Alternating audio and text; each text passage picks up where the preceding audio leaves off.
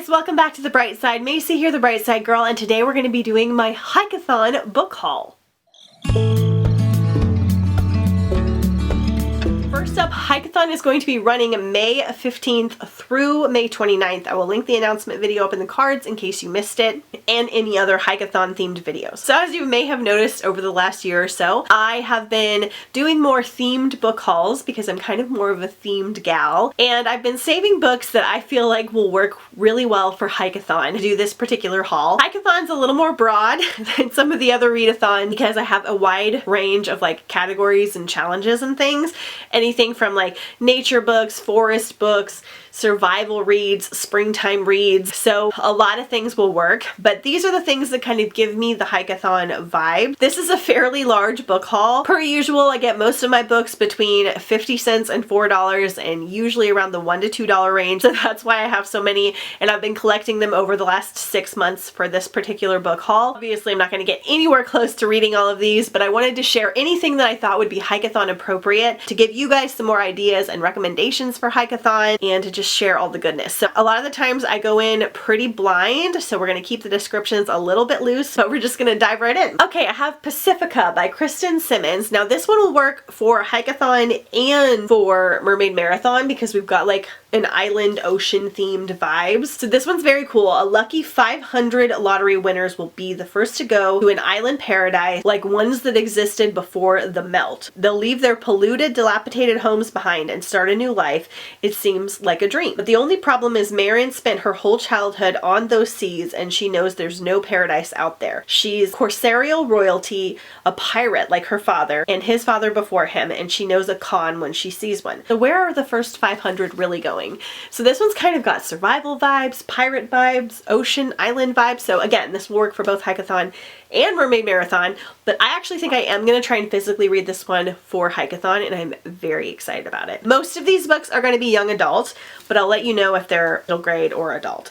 Okay, so I have a graphic novel. This is Honor Girl by Maggie Thrash. I don't know much about it except that it's about a girl that's like going to camp. I think we're going to kind of have Girl Scout vibes. I believe it's middle grade. Sometimes these middle grade summer camp books are more about like growing up and discovering yourself, which is great, but not really what I'm going for. I'm wanting some more like nature adventure vibes, so I'm not sure if I'm gonna like this one, but again, I think I am gonna try to get to this one this Hikeathon. Survive by Alex Morel. Now I got this one at Dollar Tree and I've had such good luck with my random Dollar Tree finds. This one's got like a wintry survival vibe.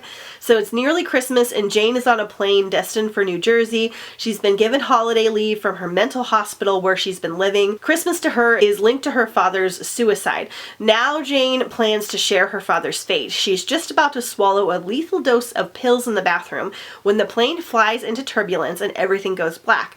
She wakes up in the mountains surrounded by wreckage with blizzards raging around her. A boy named Paul is the only other survivor of the crash. Together they have a fighting chance for survival. Jane and Paul form an intense emotional bond in the middle of this icy nowhere.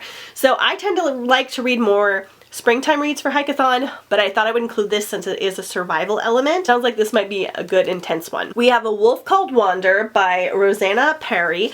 This one is a middle grade book. It's about a wolf in the woods, and that's really all I know. That and that the illustrations are so cute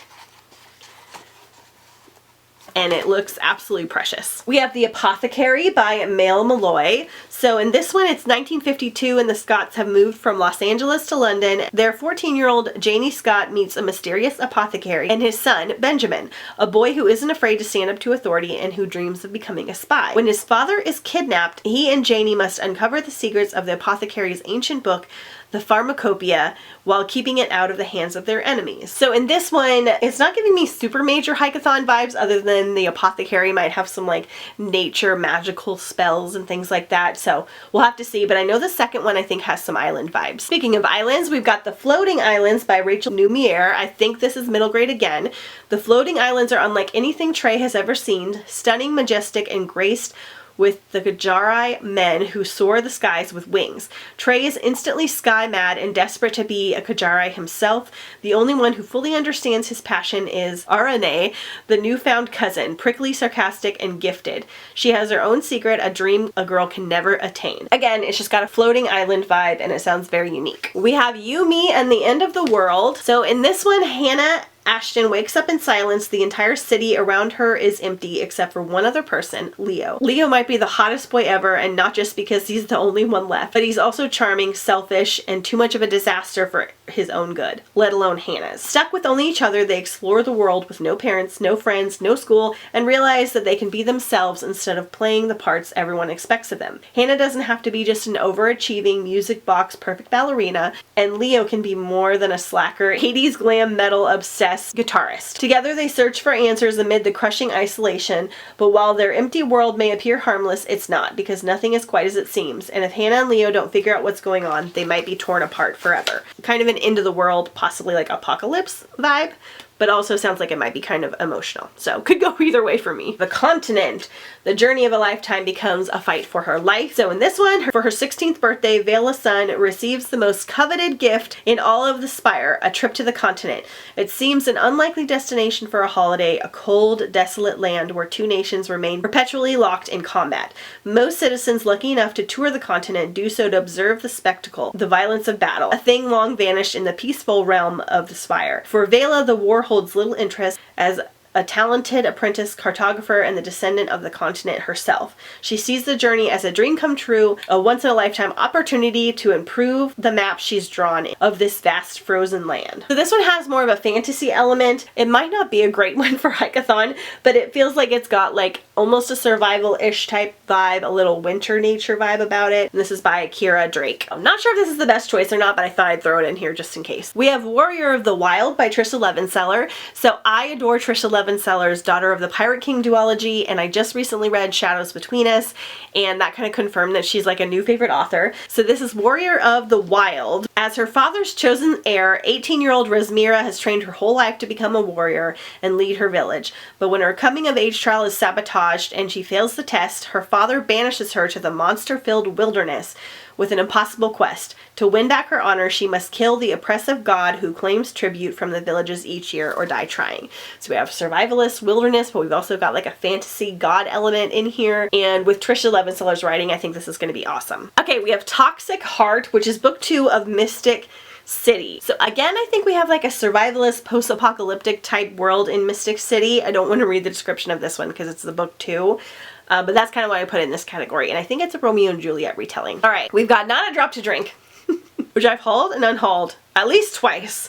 So I read this one probably 5 years ago. Sometimes I love Mindy McGinnis. Sometimes it's too weird for me.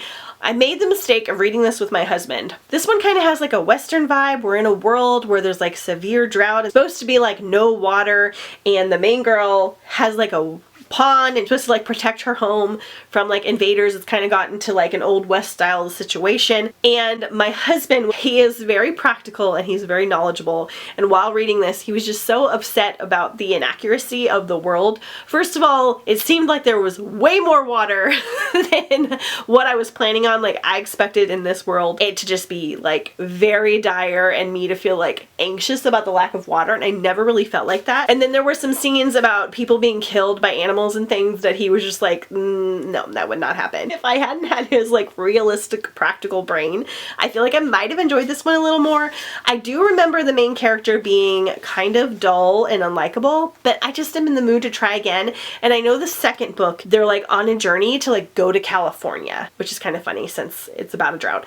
But I kind of want to read the second book again, so I don't know why. It's calling to me. I have a couple more like that too. So similar kind of thing. We have Dry by Neil Shusterman. Jeff and I started to read this one, again, a buddy read, together, I think during 2020, and this is about kind of a pandemic, again, lack of water situation, and it was just a little too close to home at the time. We are in California as well, and I remember like enjoying it but not like loving it, but we only got like halfway and then we just didn't pick it back up. So I want to try it again. I love Neil Shusterman's Scythe trilogy, is one of my favorites of all time, so I think we'll try this one again at some point. Same kind of a deal. We've got Wayfarer by Alexandra Bracken. Again, I read Passenger, which is the first book in this duology. It's got time travel in it. It's set mostly on like a ship, and I remember feeling like it was kind of boring and too long, but at that time I was listening to audiobooks at 1 speed. And if you do that, it is like slower than normal human talking. And so I think that was my problem because it was such a long book. And I remember not liking the narrator, and now she's like one of my favorites. So I think it was just the speed I was listening. So I'm going to try it again. So I thought I'd get the second book as well. Again, I'm finding these for like a couple of bucks.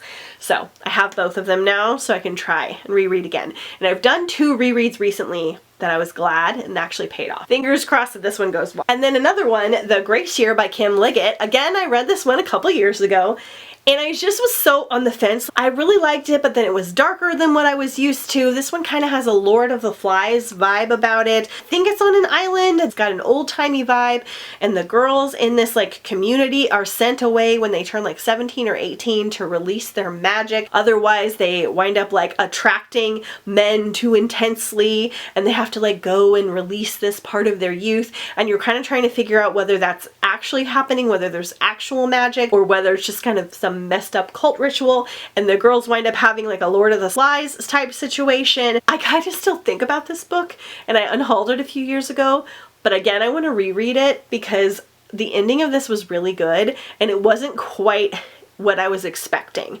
So, due for a reread, and I think I did give this one 4 stars. Not sure why I unhauled it in the first place, but we're gonna try it again. Alright, we have Shadowlands by Kate Bryan. So, Rory Miller has one chance to fight back, and she took it. Rory survived, and the serial killer who attacked her escaped. Now the infamous Stephen Neal is on the loose, and she must enter the witness protection with her father and sister, leaving her friends behind.